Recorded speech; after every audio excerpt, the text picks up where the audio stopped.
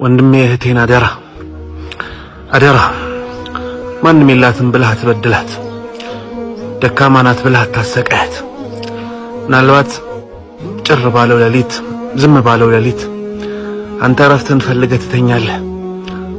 ለሷ የሰጣሃት ህመም ልቧን ሰብረህ እንቅልፋታ እያነባች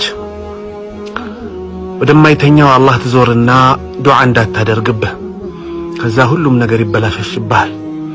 ወዳጄ ታውቃለህ፣ ሴት ልጅ ያላት ብቸኛ ነገሯ ልቧ ነው።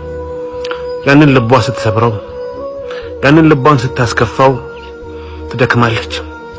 ስትደክም ደግሞ ወደ ጠንካራ አላህ ትሄድና ዱዓ ታደርግብሃለች። ያኔ ሁሉም ነገር ይበላሽብሃል።